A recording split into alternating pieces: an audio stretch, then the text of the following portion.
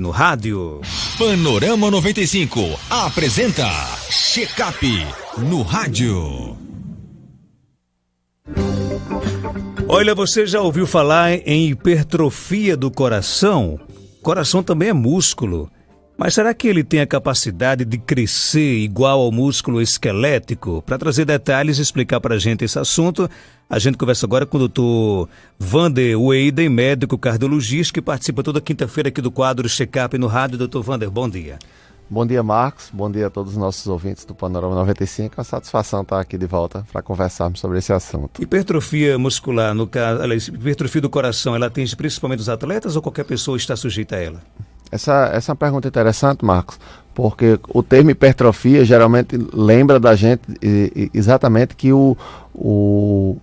quem é acometido de hipertrofia é um músculo. Se o coração pode hipertrofiar, como é o tema de hoje aqui, a gente relembra para todos os nossos ouvintes e todas as nossas pessoas que, além de ser um órgão, o coração é composto, em sua essência, a maior parte dele, por músculo. Então, ele também está sujeito a esse processo de hipertrofia.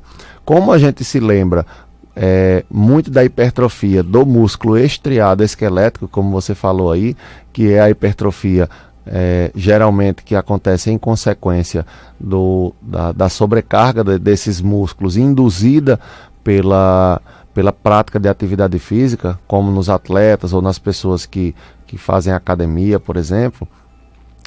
A primeira e mais natural pergunta é essa: será que é a hipertrofia do coração também uma consequência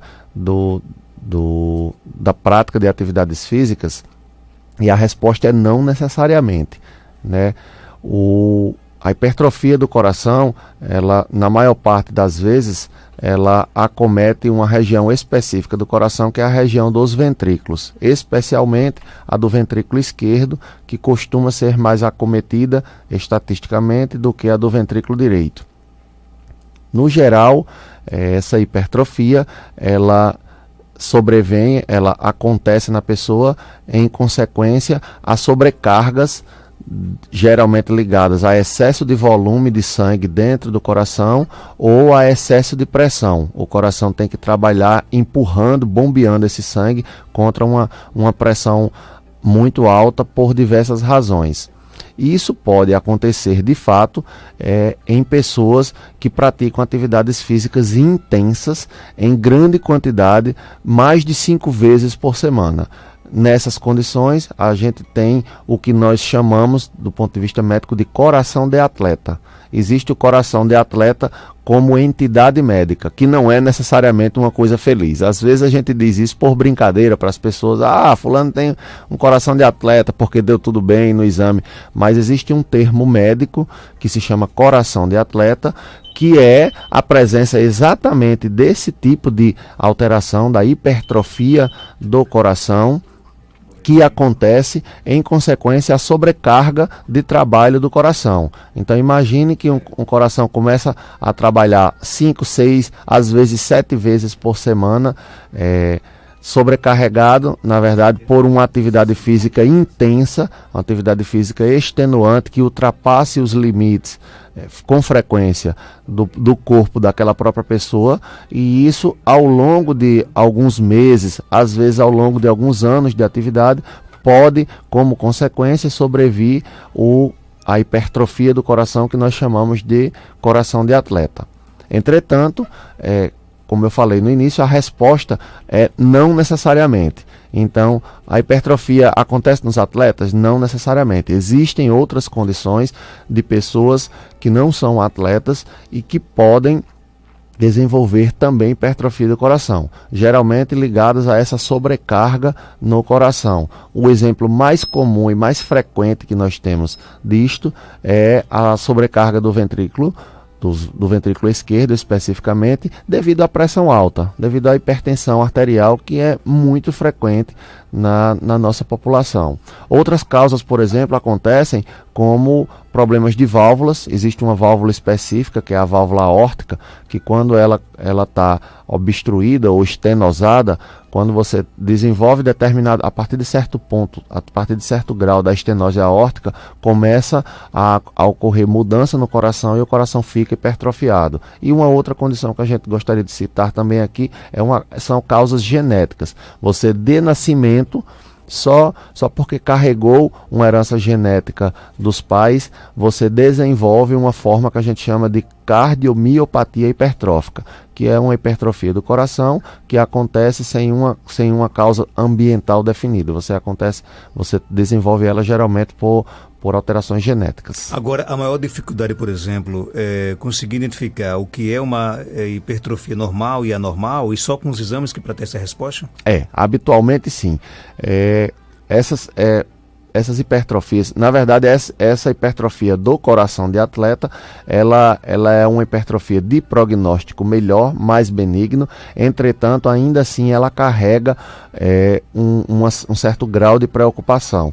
Uma vez que a gente identifique essa hipertrofia e suspeitando de que ela se trate de um coração de atleta, a prática recomendada é a gente fazer uma interrupção da atividade física, solicitar a pessoa que interrompa a sua atividade física e ao longo de um prazo de aproximadamente 6 a 8 semanas, ou seja, 1 mês e meio a 2 meses, você refaz o exame que deu origem a esse diagnóstico. Habitualmente o exame mais comum para isso é o ecocardiograma, e aí você compara a redução da hipertrofia do coração. Se isso acontece, é porque provavelmente se trata de um coração de atleta de fato, e aí a recomendação que vem em seguida é que o paciente continue a praticar atividade física, porque a atividade física faz bem para a nossa saúde, mas que ele modere nessa atividade, né? A gente já tem aqui já trouxe aqui diversos exemplos de casos do que a gente chama de curva em J,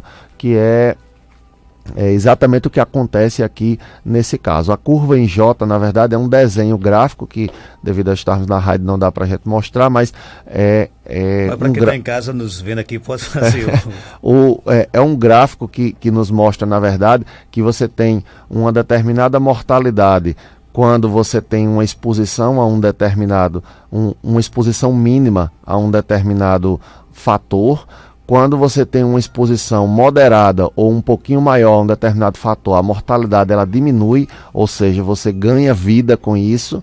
E se você passa desse ponto, a mortalidade ela volta a subir. Então o desenho que fica no gráfico é o desenho de um J. Um exemplo disso a gente tem, que é o da bebida alcoólica. Na verdade, os estudos que são feitos observacionais até hoje, eles mostram que o consumo de nenhuma quantidade de bebida alcoólica ele está relacionado com uma determinada mortalidade que é natural, a mortalidade das pessoas, natural. Quando você consome moderadamente bebida alcoólica, e moderadamente é bem definido, é aquela que a gente já falou aqui diversas vezes, é 1 dose para mulheres, 2 doses para homens de bebidas, né? Aí são doses padronizadas, 1 ou 2 doses padronizadas. Se você bebe isso regularmente como é que a gente pode utilizar o termo aqui? Com segurança e com moderação, e sabendo que não vai ultrapassar esses valores. Quando você faz isso com regularidade, você tem uma redução da mortalidade, você ganha vida a mais com isso, né? A gente não recomenda, você não vê médicos por aí recomendando que as pessoas façam ingestão de bebida alcoólica, porque é muito difícil você ter esse autocontrole de se manter nesse nível, e geralmente as pessoas ultrapassam esse valor. E aí a partir desse ponto onde você ultrapassa esse valor, a mortalidade ela volta a subir e sobe drasticamente. Nesse caso, acontece coisa parecida. Não praticar nenhuma atividade física, ser sedentário, inclui ou implica num determinado risco de morrer. Se você pratica uma quantidade de atividade física que a gente chama de moderada, 3 a 5 vezes por semana, de 30 a 60 minutos de atividade, é o ideal, que é quando você obtém o máximo benefício e você reduz bastante a mortalidade e ganha vida com isso. Mas até para caminhada vale essa regra também, porque tem pessoas que caminham todos os dias, por exemplo. Sim, não, mas aí esses exercícios que a gente fala que levam, que induzem ao coração de atleta, a hipertrofia do coração caracterizada como coração de atleta, na verdade são exercícios mais intensos. A prática de atividade física, por exemplo, todos os dias, quando a pessoa diz todos os dias, geralmente ela exclui o sábado e o domingo, os finais de semana, e mesmo que assim seja, se for uma atividade física moderada, ainda é tolerável, está no limite do tolerável. O que a gente não recomenda, por exemplo, são exercícios intensos diários e em grande quantidade, fazer 2 horas de atividade física por dia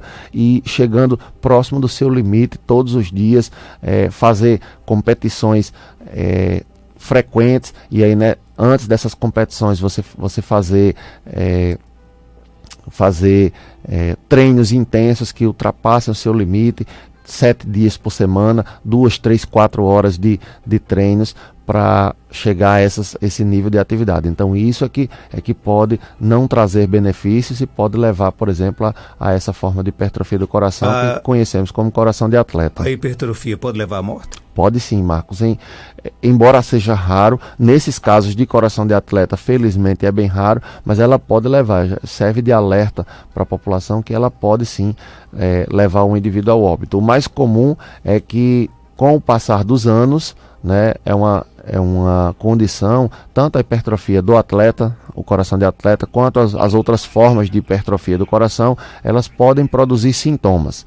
Nas suas fases iniciais, a hipertrofia do coração, ela costuma ser assintomática. O paciente não sabe que tem e ele somente o descobre por meio de exames. Daí a recomendação, por exemplo, de que pacientes que tenham pressão alta façam acompanhamento médico, porque por meio de exames como o eletrocardiograma ou o ecocardiograma, que são exames disponíveis na nossa cidade, no nosso meio, é possível já fazer e firmar este diagnóstico.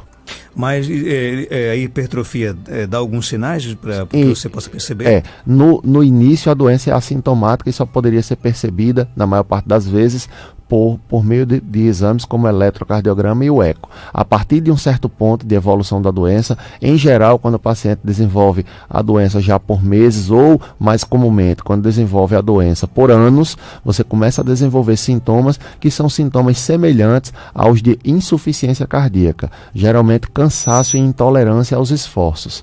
É o paciente que diz que vivia bem, vivia tranquilo e agora ele não está conseguindo fazer determinadas atividades físicas às quais ele estava acostumado, como subir 1 andar, 2 andares de escada, e ele está sentindo cansaço, está sentindo que não está bem. E aí, em função disso, a gente pode vir a fazer o diagnóstico da hipertrofia do coração e, uma vez fazendo esse diagnóstico, a gente busca a causa para ver se essa pode ser tratada. Se a causa for, por exemplo, o excesso de atividade física, não a atividade normal, atividade em excesso, a gente reduz a atividade e recupera. Se for a pressão alta, você pode tentar controlar a pressão e às vezes você tem um bom controle, às vezes até a reversão desses valores de hipertrofia do coração. 7h21, vamos aqui às perguntas do nosso WhatsApp 988775550. Doutor, quem está falando aqui é Caçado São Fernando. Gostaria de saber, porque toda vez quando eu bebo, aí o meu coração acelera. Aí, quando ele acelera, aí tem hora que eu fico assim meio vermelho no meu corpo. Aí quando eu tomo assim uns 2 banhos, um banho com água fria, aí ali vai melhorando as pancadas, aí voltando tudo normal. Demora um pedaço, mas volta tudo normal. Aí tem vezes quando eu... Já assim, já bati 3 elétricos, todos os 3 deu alterado um pouquinho. Sim, as pancadas, uma vez que ele estava acelerado, eu tirei as pancadas, fazendo como é que estava a pressão estava boa. 2 por 8, mas só que as pancadas do coração estavam 118. Eu quero saber o que é isso, se é da bebida, o que é. Já fui ao cardiologista já, e aí ele parou, ele pediu para eu deixar de tomar café e fumar, né? E fumar. Aí eu não parei não, porque eu sou viciado demais num cigarro. parei não, aí só que eu quero saber o que é isso. E aí, doutor Wander? Bom dia, meu amigo. Um abraço para você e para todo mundo que está em São Fernando. Provavelmente você tem alguma forma de arritmia cardíaca. Existem algumas formas de arritmia que são bem próximas do fisiológico, são formas naturais do coração acelerar em resposta a determinados estímulos que levam a esse aumento da frequência do coração. Um exemplo disso, um exemplo de um estímulo fisiológico é eu pedir para qualquer pessoa dar uma volta no quarteirão de onde ela mora, né? Todos os nossos ouvintes que estão nos escutando aí, se eu pedir a qualquer um dos nossos ouvintes para sair da sua casa nesse momento e der uma volta no quarteirão, der uma carreira, der uma corrida no quarteirão, quando ela voltar, provavelmente o coração estará acelerado. E ele está acelerado de uma forma que a gente considera como natural, como fisiológica. Isso é uma resposta ao estímulo que acabou de acontecer, que foi você colocar a pessoa para praticar uma atividade que ela nem estava esperando naquele momento. Nesse caso, esse coração ele pode estar acelerado aí em resposta ao consumo desses itens que o nosso amigo ouvinte falou. Ou o consumo do álcool, ou o consumo do café, ou o consumo do cigarro. Entretanto, convém lembrar que esses 3 itens, o café, o cigarro e especialmente o álcool, eles podem induzir a formas mais graves de arritmia, porque essa que eu falei, que é a que eu peço para a maioria, se eu pedir para a maioria das pessoas darem uma volta no quarteirão de casa e quando voltam o coração está acelerado, essa forma de arritmia, na verdade, é uma forma fisiológica, o coração acelera de uma maneira natural. Para muitos casos de pacientes ou pessoas que reclamam de coração acelerado após o consumo de bebida alcoólica, muitos desses casos não são especificamente por essa forma natural ou essa forma fisiológica, são por alguma alteração de fato, alguma doença de fato e que pode resultar em alterações mais graves. Então, a recomendação que o cardiologista fez está totalmente procedente e agora você tem 2 cardiologistas recomendando, tá certo? Porque se o senhor apresenta sintomas de coração acelerado após o consumo de bebida alcoólica ou após o consumo de café e a gente consegue detectar que uma coisa, que é o coração acelerado, está relacionada com a outra, que é com o consumo desse tipo de ingrediente, da bebida alcoólica, a recomendação que a gente tem não pode ser outra a não ser suspender essa utilização. Então, o que eu posso recomendar para você, meu amigo, é que suspenda essa utilização, porque você pode ter prejuízos grandes à sua saúde. Essa arritmia, ela pode progredir e ela pode piorar conforme você mantenha o consumo dessas substâncias. Tem muita pergunta aqui chegando. A nossa ouvinte ligou para cá agora há pouco, ela disse o seguinte: doutor Wander, eu tenho a impressão de que o meu coração está crescendo, inclusive dói bastante. Ela quer saber se o ouvinte consegue ter essa percepção que o coração está crescendo realmente. Não é habitual, Marcos. A percepção habitual dos pacientes nos pacientes nos quais o coração começa a crescer é a do aparecimento de sintomas relacionados à insuficiência cardíaca. Geralmente fraqueza, intolerância aos exercícios, falta de ar, algumas vezes inchaço nas pernas. Essa percepção ela precisaria ser mais bem estudada numa conversa médica, né, numa anamnese, para tentar entender o que especificamente ela quer dizer com essa sensação de que o coração está crescendo, porque isso não é habitual, o paciente perceber o crescimento do coração, até porque isso é lento. A gente também mal se apercebe que cresce, né? Quando a gente está na nossa idade de infância e adolescência, a gente vai para poder a gente perceber esse crescimento, a gente olha para as nossas fotos ou para a nossa altura ao longo de 1 ano, ao longo de 2 anos. Isso não é comum que você perceba de um dia para o outro, e da mesma forma também não acontece com o nosso coração. Você não dorme com um tamanho do coração e quando acordar no outro dia, acorda com um coração maior do que o dia anterior. Normalmente esse é um processo que leva meses ou até anos. Então essa percepção não é habitual e o mais recomendado para a gente confirmar isso seria a anamnese, o exame físico médico e depois exames para verificar se isso de fato acontece. Doutor Wander, bom dia, tenho 29 anos de idade, há mais ou menos 1 mês e meio, sinto um chiado no peito com tosse sempre à noite. Tenho uma tosse, dói muito minhas costas, minha mãe tem válvula e gostaria de saber se isso pode ser alguma coisa do meu coração. Sou baixinha, tenho mais ou menos 1,60 m e não pratico nenhum esporte e peso 79 quilos. A gente eu não tô aqui fazendo os cálculos do índice de massa corpórea, mas provavelmente pelo peso e altura que ela definiu aí, ela deve estar acima do peso. Uma das recomendações, antes de tudo, ela disse que pesa 79, é isso, Marcos? 79 quilos e tem 1,60 1,60 m. Dividido por 1,60. Então ela está, de fato, acima do peso. O recomendado seria de que ela iniciasse um plano de dieta, geralmente, se você tiver dificuldade de dieta, fazer uma dieta apoiada por um nutricionista e começar um plano de atividade física para já tentar consertar essa primeira alteração que tem, porque isso pode ter implicação ao longo da sua vida. Com relação à sua queixa de chiado no peito, de tosse noturna, esse quadro clínico, ele abre uma gama muito grande de possibilidades, né? A recomendação que a gente faz inicial é que façam uma consulta com um médico clínico geral, pode ser um bom clínico geral, pode ser capaz de definir, às vezes diagnosticar e já tratar determinadas condições, e se não for o caso de já propor o tratamento, pelo menos orientar para qual médico especialista se direcionar, porque às vezes o que acontece é que, como uma queixa dessa, ela pode ser relacionada a diversos órgãos, e aí você começa uma consulta já direto com o especialista acha que é uma coisa, aí de repente não é, aí passa para outro especialista que acha que é outra, que também pode não ser, e passa para outra. Então, vou dar 3 exemplos, por exemplo, de doenças que poderiam causar esses sintomas, pelo menos do modo que ela está dizendo, e que são de especialidades diferentes. No coração, isso de fato poderia ser sinal de uma insuficiência cardíaca secundária a alguma doença de válvulas, ou independente de ser doença de válvula, porque a mãe dela ela pode ter uma insuficiência cardíaca por outra causa, como doença de Chagas, por exemplo, e pode ter essas queixas. Uma outra causa que ela pode ter, por exemplo, seria asma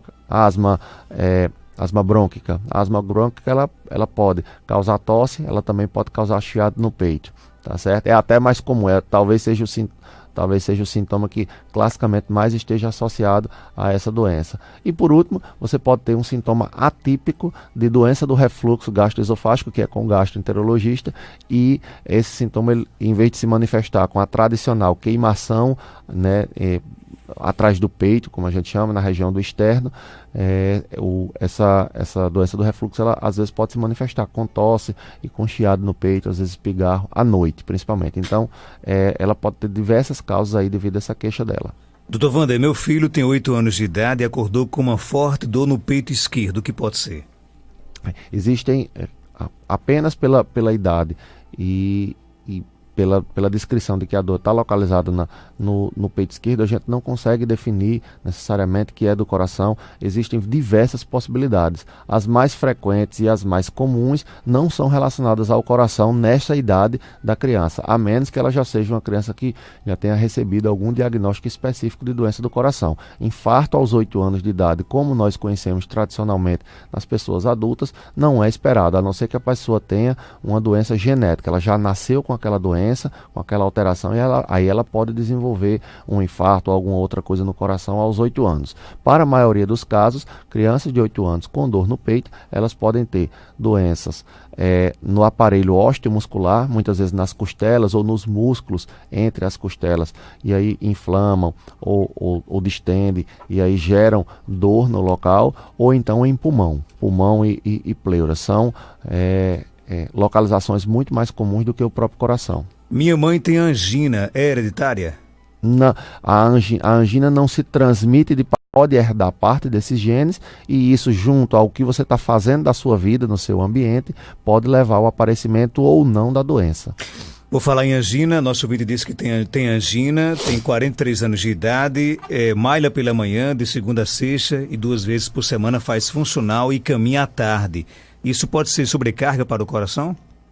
Tudo depende aí é preciso ser feita uma avaliação do tempo total de atividade física e que frequência cardíaca é atingida nessas atividades físicas, porque aí a gente elimina as atividades físicas leves e faz uma contagem apenas das atividades físicas moderadas e intensas, porque para isso a gente o que precisa ser feito é um planejamento em cada atividade física dessa, qual é a frequência cardíaca máxima que é atingida e por quanto tempo essa frequência cardíaca máxima ela permanece durante o exercício dessa atividade. Como regra geral, a gente recomenda, como a gente já disse, que as pessoas façam de 3 a 5 vezes por semana, de 30 a 60 minutos, tá certo?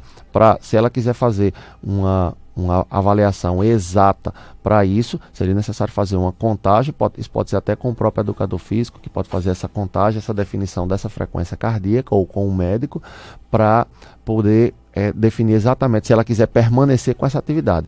Pelo que ela está descrevendo aí, parece que ela ultrapassa esse valor de 30 minutos, de 60 minutos por dia, que seria o limite máximo, 60 minutos por dia de atividade moderada 5 vezes por semana.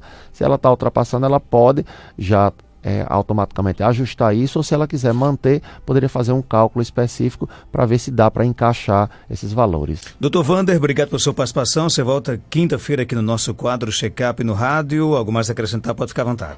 Eu que agradeço a participação, Marcos, e quinta-feira, se Deus quiser, estaremos aqui de volta.